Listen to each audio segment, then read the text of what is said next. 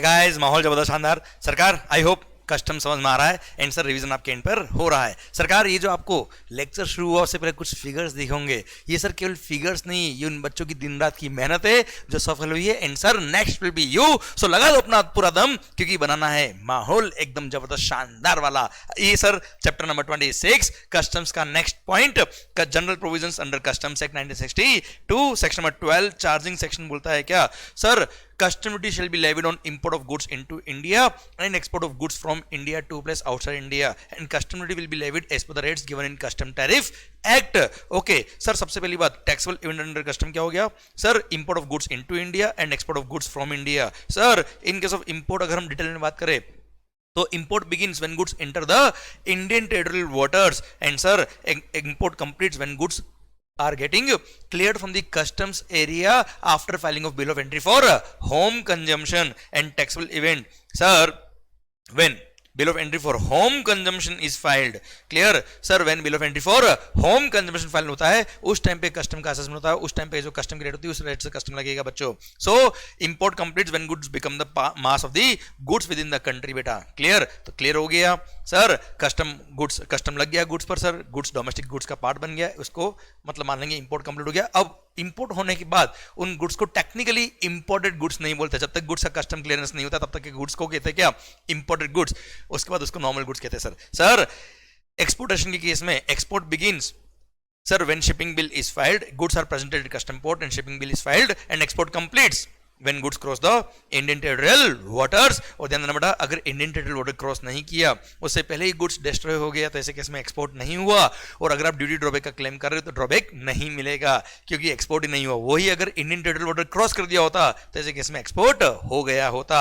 आइए सरकार अगला सेक्शन 15 और 16 very good section, relevant date for rate of duty and tariff value. आपको पता है बहुत शिद्दत से हमने पढ़ा हुआ है सेक्शन को. सर आखिर कस्टम चार्ज क्यों हुआ, to equalize the imported goods with the domestic goods custom charge हुआ. तो सर सेक्शन 15 बोलता है इंपोर्टेड गुड्स के केस में किस रेट से कस्टम लगेगा. अगर आपने बिल ऑफ एंट्री जो फाइल करी that is filed for home consumption, तो ऐसे केस में sir date of filing of bill of entry for home consumption or grant of entry inward order whichever is later, clear, is the relevant date for rate of duty and tariff value. अगर यही goods sir अगर by air या by road आया होता, by land या by air अगर आया होता, तो date of filing of bill of entry for home consumption और अराइवल ऑफ द एयरक्राफ्ट और arrival of the sir vehicle whichever is later is the relevant date for rate of duty and tariff value. और अगर आपने goods custom bond warehouse में रखवा दिए तो sir warehouse में जब रखवा दिया होगा तो ऑब्वियसली एंट्री इनवर्ड ऑर्डर मिल गया होगा.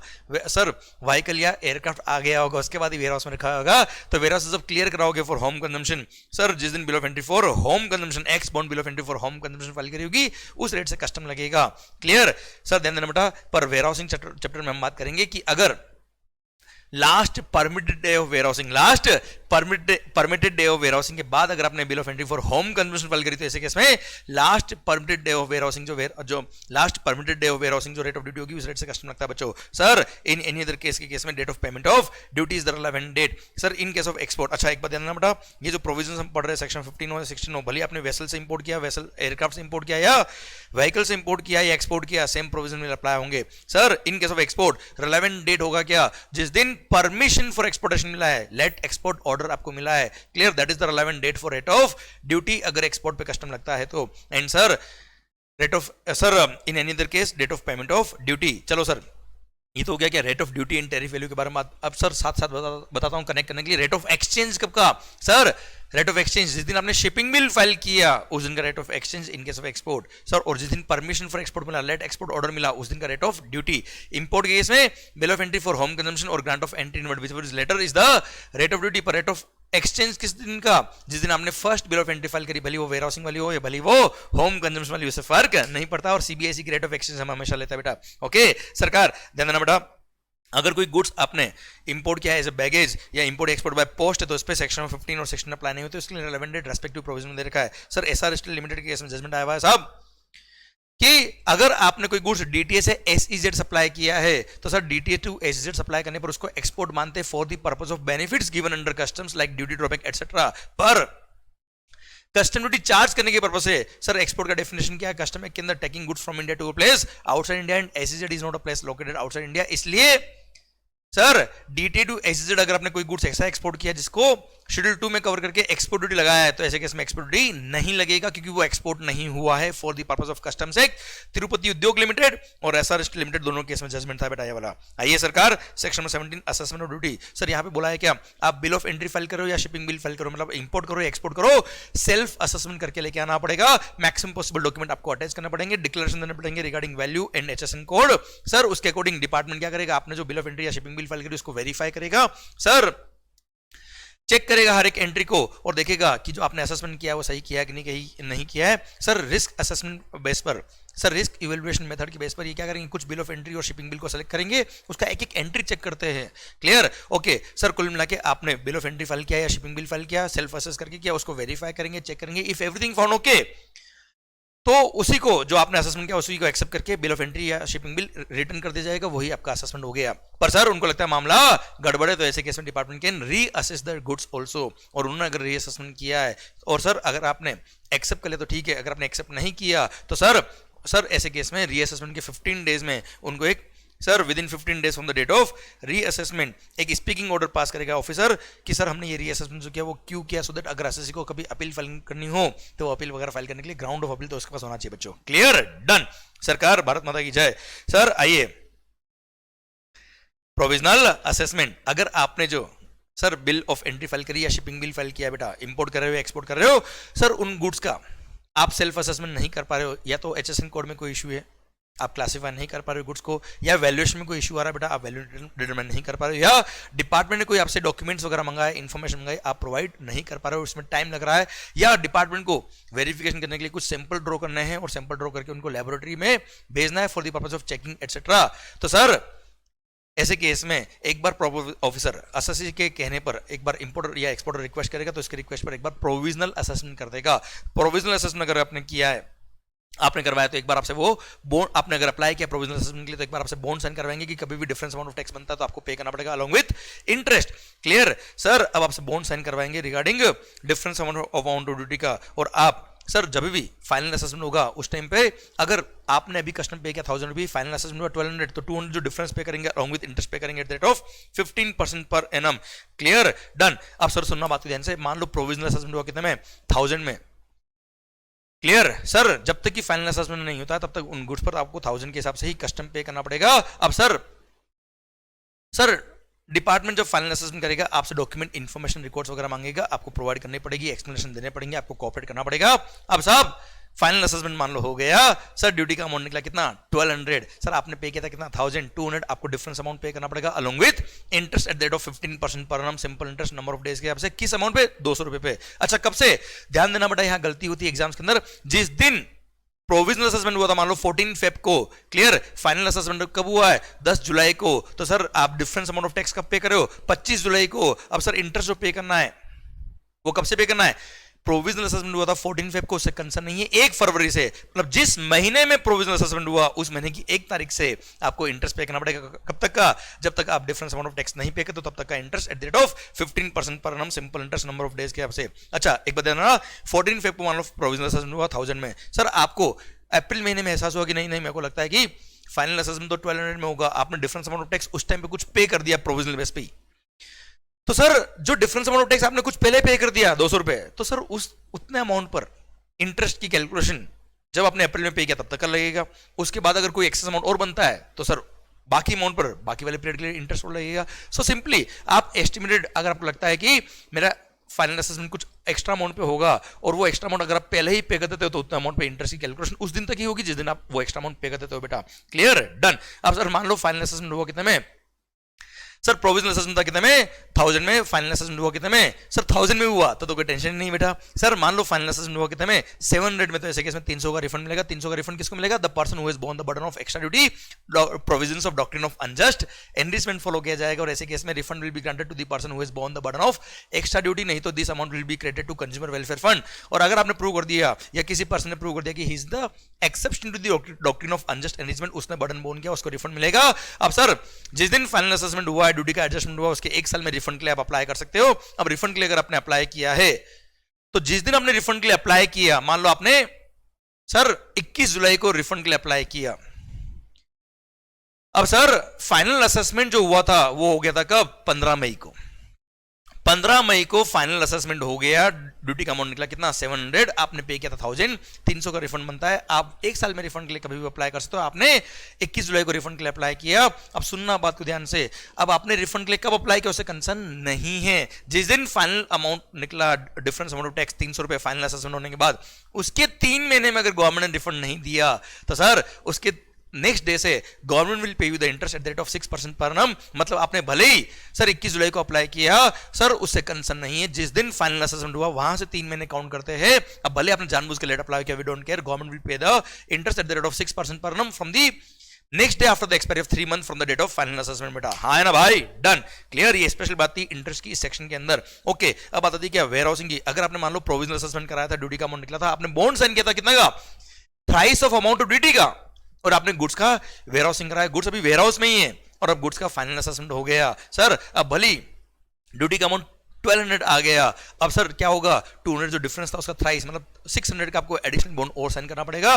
सर यहाँ पे कोई इंटरेस्ट की बात नहीं है क्योंकि पेमेंट ऑफ टैक्स की बात आई नहीं थी, वेयर हाउसिंग कराया गुड्स का आपने। और यही अगर फाइनल असेसमेंट होता कितने में, 700 में, 700 का 3 टाइम कितना होता है 2100, और आपने बॉन्ड ऑलरेडी साइन किया मान लो 1000 के हिसाब से 3 टाइम्स कितना 3000 का आपने वेयर हाउसिंग बॉन्ड साइन किया। तो ऐसे केस में 2100 का बॉन्ड होना चाहिए, आपने साइन किया 3000 का, कुछ भी नहीं करने का भाई। ऐसे केस में कोई पेमेंट तो आपने कर ही नहीं रखा डिपार्टमेंट को, कुछ नहीं करने का ऐसे केस में कोई इंटरेस्ट की बात भी नहीं आएगी। भारत माता की जय। सर यहां तक पॉइंट समझ में आपको। ये आइए सर, ये रेगुलेशंस क्या बोलते हैं प्रोविजनल असेसमेंट के। सबसे पहली बात सर, जिस दिन प्रोविजनल असेसमेंट हुआ है उसके 1 महीने के अंदर, देखो आपने प्रोविजनल असेसमेंट के लिए अप्लाई किया, ऑफिसर ने प्रोविजनल असेसमेंट किया, ऑर्डर पास किया प्रोविजनल असेसमेंट का, उसके 1 महीने में आपको वो सारे डॉक्यूमेंट, रिकॉर्ड वगैरह इन्फॉर्मेशन जो भी डिपार्टमेंट को रिक्वायर्ड थे फॉर असेसमेंट, जो आपके एंड पे पेंडिंग थे वो आपको प्रोवाइड करने पड़ेंगे। सारे डॉक्यूमेंट आपको वन शॉट पे देने पड़ेंगे सर। पर अगर आप लेट हो गए तो ऐसे केस में proper officer can grant you the extension for 3 more months, वो 3 महीने का टाइम आपको और अलाउ कर सकता है। पर उस 3 महीने में भी आप डॉक्यूमेंट नहीं दे पाए तो ऐसे केस में ज्वाइंट कमिश्नर या एडिशनल कमिश्नर आपको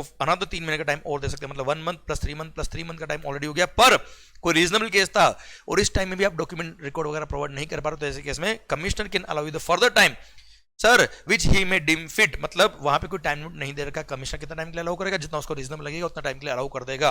क्लियर। अब सब आपके डॉक्यूमेंट्स वगैरह आपने सारे सबमिट कर दिए जो पेंडिंग थे आपके एंड पे for the finalisation of the assessment. अभी ड्यूटी का अमाउंट फाइनल हो गया।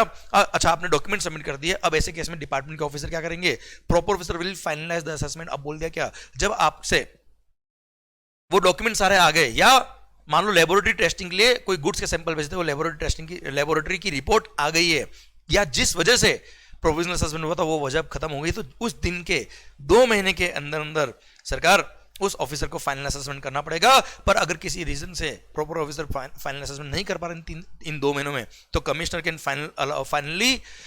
Can further extend this time limit for 3 more years, मतलब 2 month प्लस 3 month, 3 month बोला ना मिले, ओके 2 महीने प्लस 3 महीने का टाइम है ऑफिसर के पास में to do the final assessment. Okay, अब सर कोई भी अगर इंपोर्टर या एक्सपोर्टर इन रूल्स को कॉन्ट्रावेन करता तो ऐसे केस में 50,000 तक का फाइन उस पर लग सकता है, पेनल्टी लग सकती है पीछे। Clear, done. ये प्रोविजनल असेसमेंट की सारी कहानी खत्म होती है। अब इसमें इंटरेस्ट का जो पॉइंट था बड़ा इंपॉर्टेंट था, मैंने आपको इसके बेस पे न्यूमेरिकल इलस्ट्रेशन भी करा रखा है, ध्यान रखिएगा, बुक के अंदर से आप कर लीजिएगा बेटा, बहुत ही इंपॉर्टेंट होता है क्योंकि इंटरेस्ट की कैलकुलेशन कस्टम के अंदर अलग अलग जगह अलग दे रखी है, तो यहाँ पे कई बार स्टूडेंट एग्जाम से पहले कंफ्यूज होता है, सारे प्रोविजन मिक्स होते हैं, तो दिस विल हेल्प यू। और सर जो मैंने 1 डे मैराथन लिया उसमें भी कंपेयर करके आपको इंटरेस्ट की कैलकुलेशन लास्ट में समझा रखी है। आओ बच्चों, section number 19, classification of goods and charging of duty. Sir अगर आपने सेट ऑफ आर्टिकल्स इंपोर्ट किया, कोई एक पर्टिकुलर गुड्स नहीं, मल्टीपल गुड्स इंपोर्ट किए, कॉम्बो गुड्स इंपोर्ट किया, सिंगल प्राइस था, तो ऐसे केस में अब ऐसे केस में किस रेट से कस्टम लगाने का। अगर सारे गुड्स पर स्पेसिफिक ड्यूटी था बेटा, मतलब पर यूनिट अमाउंट फिक्स था, तो ऐसे केस में पूरे कॉम्बो का सिंगल प्राइस है, उससे कोई फर्क पड़ नहीं रहा क्योंकि वैल्यू के बेस पे कस्टम लग नहीं रहा। इसमें जितनी यूनिट है उसकी रेस्पेक्टिव यूनिट पे जो कस्टम का रेट था स्पेसिफिक ड्यूटी, उसके अकॉर्डिंग टैक्स लगा दीजिए, कोई दिक्कत वाली बात नहीं है। पर duty was on the basis of value, मतलब एड वैलोरम ड्यूटी था, तो ऐसे केस में अगर सारी गुड्स पर रेट ऑफ टैक्स सेम है तो कोई दिक्कत ही नहीं सर। क्लियर। पर अगर अलग अलग गुड्स पर अलग रेट ऑफ टैक्स दे रखा तो ऐसे केस में एंटायर कॉम्बो मिक्स सप्लाई, याद है बेटा जीएसटी के अंदर जो कॉन्सेप्ट था, मतलब यहां पे बोल दिया क्या, the goods which gives it highest liability उसमें हम क्लासिफाई कर देंगे, और एंटायर जो बंडल सप्लाई था आपका, एंटायर जो कॉम्बो पैक था उस पर हाईएस्ट रेट से जो कस्टम लगता है वो लगा दिया जाएगा। क्लियर। पर यहां बोल दिया क्या, अगर किसी स्पेसिफिक गुड्स का आप अलग से वैल्यू निकाल सकते हो to the satisfaction of the proper officer, तो ऐसे केस में उस रेस्पेक्टिव गुड्स का जो रेस्पेक्टिव वैल्यू था उस पे जो रेट ऑफ टैक्स था वो लग जाएगा। रिमेनिंग गुड्स होगी तो उन रिमेनिंग गुड्स में जो हाईएस्ट रेट होगा उस हाईएस्ट रेट से रिमेनिंग वैल्यू पे टैक्स लग जाएगा बच्चों। Clear, done. अच्छा, अगर आपने कोई पार्ट्स और एक्सेसरीज भी साथ में इंपोर्ट करी तो सर ऐसे केस में अगर वो पार्ट्स और एक्सेसरीज जो आपने इंपोर्ट करी वो एसेंशियल क्वांटिटी में थी, जैसे एक कार के साथ में एक टायर लाया साथ में जो होता है ना सर स्टेपनी, तो ऐसे केस में वो एसेंशियल क्वांटिटी में आता है साहब। तो ऐसे केस में वो एडिशनल क्वांटिटी नहीं है, उसको सेपरेट गुड्स नहीं मानेंगे, ये मानेंगे आपने कार ही इंपोर्ट किया है, उसको सेपरेट आर्टिकल मानने का ही नहीं, और जो मेन गुड्स है कार उसी में क्लासिफाई करेंगे। पर अगर पार्ट्स और accessories are imported in additional quantity तो ऐसे केस में उस टायर को भी सेपरेट गुड्स माना जाएगा। और ऐसे केस में अगर टायर के लिए सर अलग से वैल्यू दे दिया तो रेस्पेक्टिव वैल्यू रेस्पेक्टिव टैक्स, पर अगर अलग से वैल्यू नहीं दिया, कार का वैल्यू के अंदर ही टायर का वैल्यू एडेड है, तो ऐसे केस में कार और टायर दोनों को सेपरेट गुड्स माना जाएगा। और सिंस दोनों की वैल्यू सेपरेटली अवेलेबल नहीं, तो ऐसे केस में दोनों में जो रेट ऑफ टैक्स होगा कंपेयर करेंगे, जो हायर वैल्यू होगा, हाईएस्ट रेट जो होगा, उस हाईएस्ट रेट से हम क्लासिफाई कर देंगे एंटायर कॉम्बो को बच्चा। क्लियर, मतलब सेपरेट गुड्स माना जाएगा पार्ट्स और एक्सेसरीज को अगर आपने एडिशनली इंपोर्ट किया है। Clear, done. सर आइए सेक्शन में 21 जेटसम, फ्लोटसम, डेरेलिक्ट, रैकेज, याद आ रहा है कुछ सर?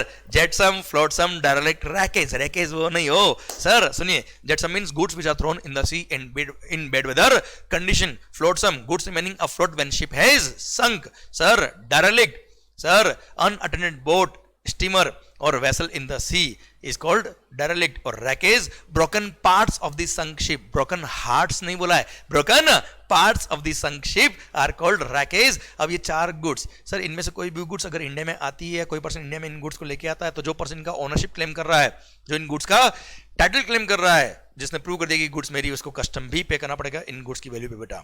क्लियर, और इन गुड्स की वैल्यू ऑक्शन करके proper officer to the level of satisfaction इनकी वैल्यू निकालेगा और उसको अकॉर्डिंग कस्टम लगेगा बेटा। आइए सर सेक्शन 22 एंड 23 बड़ा ही इंटरेस्टिंग सेक्शन है बेटा। अबेटमेंट ऑफ ड्यूटी और वैल्यू ऑन डैमेज्ड गुड्स। अगर before unloading of the goods या during unloading of the goods कोई भी गुड्स अगर डैमेज हो जाता है या डिटोरिएट हो जाता है, या फिर अनलोड होने के बाद कोई गुड्स अगर डैमेज हो जाता है विदाउट एनी मिस्टेक और negligence on the part of importer और हिज एजेंट और हिज एम्प्लॉय, तो ऐसे केस में but before examination under section 17 और before clearance for home consumption, अगर वेयर हाउस गुड्स था तो बेटा।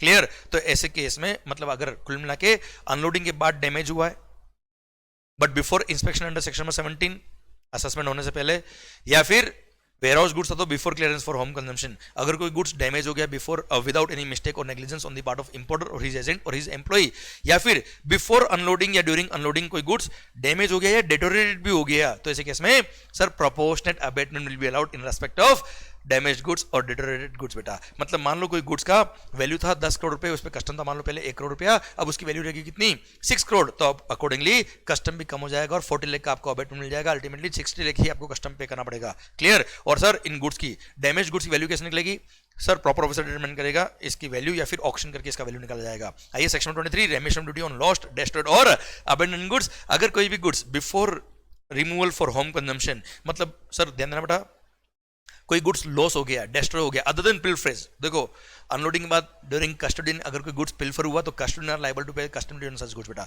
तो उन पिल्फर्ड गुड्स को छोड़ दो, बाकी सारी गुड्स विच आर लॉस्ट और destroyed before removal for home consumption, हो सकता है ड्यूरिंग ट्रांजिट हो, वाइल अनलोडिंग हो, while in the custody of the custodian हो, या वाइल इन द वेयरहाउस हो, कोई गुड्स अगर लॉस हो गया है, डेस्ट्रॉय हो गया विदाउट एनी मिस्टेक और negligence on the part of importer और हिज एजेंट और हिज एम्प्लॉय, तो ऐसे केस में सर आपका उस गुड्स पर जितना भी कस्टम था वो पूरा एक तरह से रेमिशन मिल जाएगा और कोई कस्टम पे करने की जरूरत नहीं, और कस्टम पे किया तो उसका रिफंड मिल जाएगा बेटा आपको।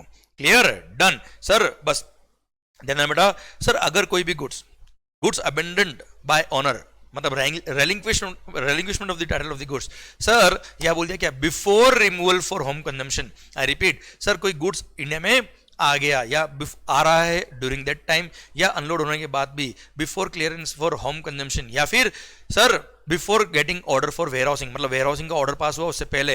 अच्छा ध्यान देना बेटा, वेयर हाउस में रख दिया और उसके बाद रिलिंक्विशमेंट करना है, तो वेयर हाउसिंग चैप्टर में इसका सेक्शन दे रखा है बेटा अलग से, पर प्रोविजन सेम एब्सोल्युटली, और बोल दिया क्या कुल मिला के before removal for home consumption, अगर कोई गुड्स का आप टाइटल रिलिंक्विश करना चाहते हो in favour of commission of customs, मतलब डोनेट करना चाह रहे हो कस्टम्स को, तो ऐसे केस में आप डोनेट कर दीजिए, पर सर ऐसे केस में कोई कस्टम पे करने की जरूरत नहीं है, रेमिशन मिल जाएगा ड्यूटी का, आपको कोई कस्टम नहीं पे करना। पर अगर किसी गुड्स के लिए ऑफेंस किया हुआ है आपने, तो ऑफेंडेड गुड्स के रेस्पेक्ट में कभी भी रेमिशन अलाउ नहीं होता, कभी भी रिलिंक्विशमेंट अलाउ नहीं होगा। Clear, done. आओ बच्चों सेक्शन 26A ये बोलता है क्या, अगर आपने गुड्स का कस्टम क्लियरेंस करा दिया, देखो अगर कोई गुड्स मान लो डिफेक्टिव आई और आपने before removal for home consumption ही चेक कर लिया और कमीशन ऑफ कस्टम्स को आपने रेलिंक्विशन कर दिया, तो कस्टम पे करने की जरूरत ही नहीं है। पर सर आपने क्लियरेंस करा दिया फॉर होम कंजम्पशन और फिर अपनी फैक्ट्री अपने गोडाउन में गुड्स ले गए, उसके बाद पता पड़ा क्या गुड्स और फाउंड टू बी डिफेक्टिव या नॉट एज पर स्पेसिफिकेशन, तो चिंता करने की जरूरत नहीं है। सर जिस दिन आपने क्लियरेंस का ऑर्डर आपको मिला था, जिस दिन आपने क्लियर कराई थी फॉर होम कंजम्पशन, उसके 30 दिन के अंदर अंदर आप उन गुड्स को या तो रिप्रोड्यूस कर देना before commission of customs to relinquish the title, या फिर इन गुड्स को री एक्सपोर्ट कर देना, या फिर सर इन गुड्स को डिस्ट्रॉय कर देना up to the level of no recovery. तो ऐसे केस में जो भी आपने कस्टम पे किया था डिपार्टमेंट को, उसका आपको रिफंड मिल जाएगा। पर सर 30 दिन में अगर आप ये काम नहीं कर पाए तो कमीशन चाहे तो रीजनेबल केस था तो 3 महीने का टाइम आपको और दे सकता है।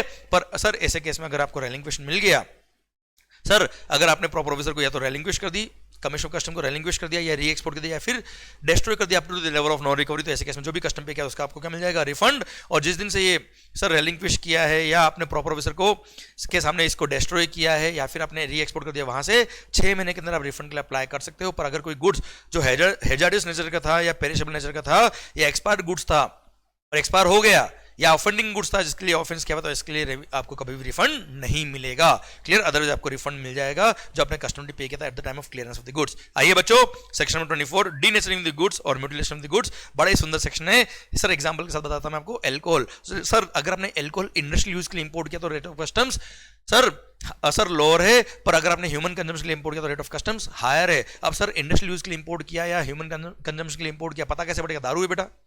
क्लियर, तो ऐसे केस में ये सेक्शन प्ले करता है रोल वहां पर at the request of the importer proper officer उस इंपोर्टेड गुड्स के अंदर कुछ prescribe quantity of the prescribe content ऐसा मिक्स करेगा so that goods remain fit for a particular use only. जैसे दारू में क्या मिक्स करते हैं, अबे वो सोडा कौन बोला ओए सर जैसे इथेनॉल मिक्स कर दिया तो it remain fit for only for industrial purpose, human consumption के लिए फिट नहीं, तो इंडस्ट्रियल पर्पस के लिए इसका यूज बचा है तो उस अकॉर्डिंग जो कस्टम रेट होगी वही लगेगी बेटा। उसको बोलते हैं डीनेचरिंग ऑफ द गुड्स और म्यूटिलेशन ऑफ द गुड्स बेटा। आइए sir goods exported from India brought back to India, अगर सर कोई गुड्स आपने एक्सपोर्ट किया था और by way of resale India में आया है तो नॉर्मल इंपोर्ट है साहब, कोई तकलीफ वाली बात ही नहीं है। मैंने एक्सपोर्ट किया दुबई वाले को, दुबई वाले से आपने इंपोर्ट कर लिया है, मैंने इंपोर्ट कर लिया, बाय वे ऑफ रीसेल आया है तो इसको नॉर्मल इंपोर्ट मानना है। It will be treated as if normally goods are getting imported in India, और नॉर्मल कस्टम के जो सारे प्रोविजन लगते हैं वो लगेंगे, नॉर्मल कस्टम ड्यूटी भी लगेगा, नॉर्मल कस्टम ड्यूटी भी लगेगा। पर otherwise than by way of resale कोई गुड्स आ रहा है, यहाँ पे रीसेल वर्ड छुप गया है तो ये रीसेल लिख दीजिए आप, फॉर्मेटिंग में छुप गया वर्ड। ओके, तो सर गुड्स एक्सपोर्ट किया और वापस आ रहा है otherwise than by way of resale, तो ऐसे कि इसमें पहली बात तो ये जब गुड्स आपने एक्सपोर्ट किया और सर वही गुड्स अगर वापस से इंडिया में आ रहा है तो इसको नॉर्मल इंपोर्ट नहीं मानेंगे, it will not be treated at par with the normal import. Second thing, sir उस गुड्स के एक्सपोर्ट करने पर अगर आपने एक्सपोर्ट ड्यूटी पे किया था और वो गुड्स अगर विद इन 1 ईयर वापस आ रहा है तो सर उस एक्सपोर्ट ड्यूटी का भी आपको रिफंड मिल जाएगा एज पर सेक्शन नंबर 26। क्लियर, सेक्शन नंबर 26 के अंदर आप उस एक्सपोर्ट ड्यूटी का भी रिफंड ले सकते हो। क्लियर, सेकंड थिंग, जब वो गुड्स इंडिया में आएगा सर उसके 6 महीने में आपको रिफंड के लिए अप्लाई करना पड़ेगा अगर एक्सपोर्ट करने पे एक्सपोर्ट ड्यूटी पे किया था तो। पर सर सेकंड बात, अब अगली बात है यहाँ पे कंटिन्यू हो रही है सेक्शन की। सर यहाँ लिखा है क्या, सर अगर कोई गुड्स आपने एक्सपोर्ट किया था और अदरवाइज दिन बाय वे ऑफ रीसेल आ रहा है इंडिया में तो ऐसे केस में उसको नॉर्मल इंपोर्ट नहीं मानना है, नॉर्मल कस्टम पे करने की जरूरत नहीं। पर उस गुड्स को जब आपने एक्सपोर्ट किया था, वो एक्सपोर्ट करते वक्त आपने ड्रॉबैक क्लेम किया था या आप अपने आईजीएसटी का रिफंड लिया था या आपने एक्सपोर्ट किया without payment of IGST under bond या एलयूटी सर, और वो गुड्स वापस से इंडिया में आ गया within a period of 3 years which is extendable to 5 years sir पर वही गुड्स इंडिया में आया है विदाउट बीइंग रीमैन्युफैक्चर्ड और reprocessed using the process of melting, recycling और रीकास्टिंग अब्रॉड, मतलब वही गुड्स वापस इंडिया में आया तो ऐसे केस में कोई कस्टम पे करने की जरूरत नहीं। पर उस गुड्स के एक्सपोर्ट करने पे जो आपने एक्सपोर्ट इंसेंटिव लिए थे, वो बेनिफिट जो आपने एक्सपोर्ट करने पे लिए थे, उतना अमाउंट का आपको कस्टम पे करना पड़ेगा। अदरवाइज नॉर्मल कस्टम के हिसाब से कस्टम पे करने की जरूरत नहीं है, केवल जो अमाउंट ऑफ बेनिफिट जो आपने एक्सपोर्ट करने पे लिए थे वो आपको पे करना पड़ेगा गवर्नमेंट को। पर सर सेकंड, अगर आपने ड्यूटी एग्जिबिशन स्कीम के थ्रू कोई गुड्स एक्सपोर्ट किया या डीईसी स्कीम में एक्सपोर्ट किया या एडवांस ऑथराइजेशन या डीएफआई स्कीम के थ्रू आपने एक्सपोर्ट किया या export promotion capital goods scheme के थ्रू आपने कोई गुड्स एक्सपोर्ट किया और वापस से वो गुड्स आगे within 1 year which is extendable to 2 years without being remanufactured और रीप्रोसेस्ड, तो ऐसे केस में अगेन सर उस पर नॉर्मल कस्टम पे करने की जरूरत नहीं। पर IGST and GST cess which was leviable at the time and place of importation of goods is payable by you, बस और कोई कस्टम पे करने की जरूरत नहीं है, subject to certain conditions specified therein बेटा। Next sir very very very important point, इसके न्यूमेरिकल क्वेश्चन बनते हैं, आपको पता है, लेक्चर के टाइम में मैंने बताया आपको, और इसके क्वेश्चन भी हमने सॉल्व किए हैं। अगर कोई गुड्स इंडिया से आपने बाहर भेजा फॉर रिपेयर्स, आई रिपीट, अगर कोई मशीन फॉर एग्जांपल आपने आउट ऑफ इंडिया भेजा फॉर रिपेयर्स और रिपेयरिंग होकर वो गुड्स वापस से इंडिया में आ गया है विदाउट बीइंग रीमैन्युफैक्चर्ड और reprocessed within a period of 3 years और which is extendable to 5 years, sir वो गुड्स जो इंडिया से बाहर गया था वही गुड्स इंडिया में वापस आया है विदाउट बीइंग रीमैन्युफैक्चर्ड और reprocessed by process of sir melting या रिसाइकलिंग, रिकास्टिंग वगैरह से कुछ भी रीप्रोसेस या रीमैन्युफैक्चर नहीं हुआ है, वही गुड्स रिपेयरिंग होकर वापस आया है विद इन 3 years और एक्सटेंडेबल टू 5 years, और गुड्स का ओनरशिप चेंज नहीं हुआ है, तो सर ऐसे केस में उस पूरी मशीन की वैल्यू पे कस्टम पे करने की जरूरत नहीं। पर हाँ, fair cost of repairing, I repeat, बहुत इंपॉर्टेंट पॉइंट है ये, fair cost of repairing including cost of materials और parts used in such repairing, भले उसने हमसे चार्ज किया है नहीं किया, जैसे वारंटी मशीन था उसने फ्री में रिपेयरिंग किया, पर फिर भी fair cost of repairing plus cost of freight and insurance both ways, लाने लेने का खर्चा, ये जो अमाउंट ऐड करेंगे, ये जो अमाउंट आएगा इस पे आपको कस्टम पे करना पड़ेगा। अच्छा, कस्टम के साथ में आईजीएसटी और जीएसटी सेस लगता है तो वो भी पे करना पड़ेगा बेटा। क्लियर, डन, समझे मेरी बात? तो कुल मिला के fair cost of repairing plus sir लाने लेने का खर्चा, cost of freight and insurance both ways, इस पे कस्टम पे करना पड़ेगा। बस पूरी वैल्यू ऑफ मशीन पे करने की जरूरत नहीं है, भले वारंटी पीरियड में मशीन थी उसने हमसे कोई चार्ज नहीं किया, कोई बात नहीं, fair cost of repairing. Clear, done. सरकार अब goods which are other than those which are covered under section number 1, 2 और 3 अबव, तो ऐसे केस में कोई कस्टम पे करने की जरूरत नहीं, मतलब आपने एक्सपोर्ट किया, एक्सपोर्ट टाइम पे कोई कस्टम का बेनिफिट नहीं लिया, तो जब वो गुड्स वापस रिटर्न हो रही तब आपको कुछ भी बेनिफिट वापस गवर्नमेंट को पे करने की जरूरत नहीं, कोई कस्टम पे करने की जरूरत नहीं है। पर सर ये बोल दिया कि however the concessions which are available in 1, 2, 3, 4 above जो हमने पढ़ा would not be applicable if the goods जो इंपोर्टेड गुड्स थे had been exported by 100% EOU और अ यूनिट इन एफटीजेड, मतलब इनको नॉर्मल कस्टम पे करना पड़ेगा। अगर कोई गुड्स इन्होंने एक्सपोर्ट करी थी और वापस इंडिया में आ गई तो इनको इस तरह का कोई कंसेशन नहीं मिलेगा, नॉर्मल कस्टम पे करना पड़ेगा। सेकंड, सर अगर आपने कोई गुड्स एक्सपोर्ट किया था फ्रॉम दी पब्लिक और प्राइवेट वेयरहाउस अंडर कस्टम्स, क्योंकि सर कस्टम बॉन्ड वेयरहाउस में गुड्स आपने इंपोर्ट करके कस्टम बॉन्ड वेयरहाउस में रखवाया, तब कोई कस्टम पे नहीं किया, वहां से एक्सपोर्ट किया और वापस आप इंपोर्ट कर रहे हो तो नॉर्मल इंपोर्ट हो गया ना, नॉर्मल कस्टम पे करना पड़ेगा। And last sir, fourth schedule of central excise act, fourth schedule of the central excise act में अगर गुड्स कवर है, मतलब tobacco and tobacco products and sir petroleum product जो उसमें कवर है, वो गुड्स अगर आपने एक्सपोर्ट किया तो वो वापस अगर इंडिया में आ रहा तो नॉर्मल कस्टम पे करना पड़ेगा। बात करें बच्चों, क्लियर, कोई बेनिफिट आपको ये अब 4 पॉइंट का नहीं मिलेगा। Last point, sir goods India में मैन्युफैक्चर हुआ था, आपने एक्सपोर्ट किया था और इंडिया में वापस आ रहा है, पर वो टेम्पररी आ रहा है for the purpose of repairs और रिकंडीशनिंग।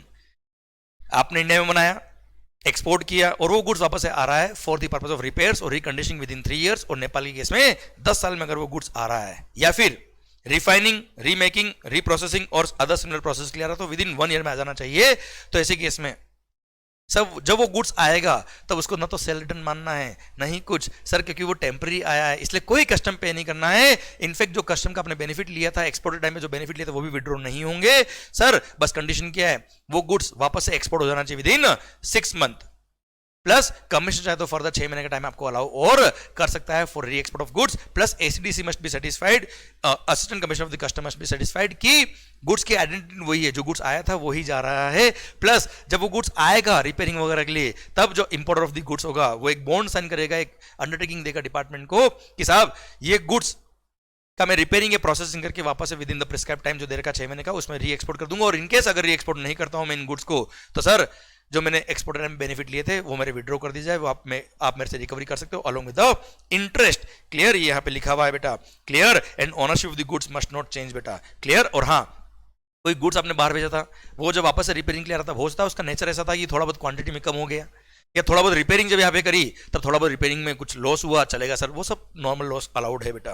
Clear, done. सरकार आइए सेक्शन 25A कहता है inward processing of the goods. Sir कोई गुड्स अगर आउट ऑफ इंडिया से इंडिया में आ रहा है रिपेयरिंग के लिए बेटा, क्लियर, तो यहाँ पे गवर्नमेंट ने बोला है सेक्शन 25A ने कि गवर्नमेंट के पास पावर है कि इन पब्लिक इंटरेस्ट गवर्नमेंट चाहे तो कुछ गुड्स को नोटिफाई कर सकता है, वो नोटिफाई करके बोल सकता है कि अगर वो कोई गुड्स आउट ऑफ इंडिया से इंडिया में आ रही for the purpose of repairs, for the processing और मैन्युफैक्चर, तो ऐसे केस में उस पर कोई कस्टम पे करने की जरूरत नहीं है, कुछ भी पे करने की जरूरत नहीं है। जब वो गुड्स आएगा रिपेयरिंग होकर वापस से बाहर चला जाना चाहिए within a period of 1 year। Clear sir, बस गुड्स मस्ट बी आइडेंटिफाइबल, मतलब जो गुड्स आया था वही बाहर जाना चाहिए, plus such other conditions which may be specified by the government. Plus same way section 25 B भी बोलता है गवर्नमेंट के पास पावर है कि कोई गुड्स अगर आप बाहर भेज रहे हो रिपेयरिंग के लिए, जैसे अभी हमने ऊपर पढ़ा था, रिपेयरिंग के लिए अगर कोई गुड्स बाहर भेजा तो फेयर कॉस्ट ऑफ रिपेयरिंग पे आपको टैक्स पे करना पड़ता है विथ सर लाने लेने का खर्चा बेटा। पर अगर गवर्नमेंट ने गुड्स नोटिफाई कर दिया सर अंडर सेक्शन 25 बी, तो अगर कोई गुड्स आप आउट ऑफ इंडिया भेज रहे हो for the purpose of repairs for the processing और मैन्युफैक्चर, तो ऐसे केस में उन स्पेसिफाइड गुड्स के लिए बोल दिया क्या, इन स्पेसिफाइड गुड्स को रिपेयरिंग के लिए बाहर भेजा तो रिपेयरिंग की वापस जब आएगी तब कोई कस्टम पे करने की जरूरत नहीं है उन स्पेसिफाइड गुड्स पर। क्लियर? पर कंडीशन क्या है, जो गुड्स गई थी वही आनी चाहिए, goods must be identifiable. Second sir वो गुड्स एक साल में वापस आ जाना चाहिए रिपेयरिंग होने के बाद। And third such other condition जो हमने नोटिफाई करी है वो आपको फॉलो करना पड़ेगा। क्लियर? पर ये केवल नोटिफाइड गुड्स के लिए है, स्पेसिफाइड गुड्स के लिए, जनरल गुड्स के लिए नहीं है। जब तक क्वेश्चन आपको ये स्पेसिफाइड गुड्स के बारे में नहीं बोलता तब तक आप सर ये मानेगा कोई गुड्स अगर आपने बाहर भेजा रिपेयरिंग के लिए और वो वापस अगर आ रहा है तो आपको fair cost of repairing including cost of materials used in such repairing, भले उसने हमसे चार्ज किया है नहीं किया, प्लस फ्रेट एंड इंश्योरेंस बहुत वे इस पे कस्टम पे करना पड़ेगा। भारत माता की जय। इसी के साथ ये चैप्टर भी खत्म होता है। अब आई होप माहौल बन रहा है, आई होप समझ में आ रहा है, I hope sir effectively revision हो रहा है। लगा दो अपना पूरा दम क्योंकि लाना है एग्जामिशन। भारत माता की जय। All the best. We all are praying and we all are trying our best to get you success. सरकार बस दुआओं में याद रखना, मस्त होके पढ़िए, माहौल जबरदस्त शानदार कमेंट के अंदर लिखिएगा। ऑल द बेस्ट माहौल।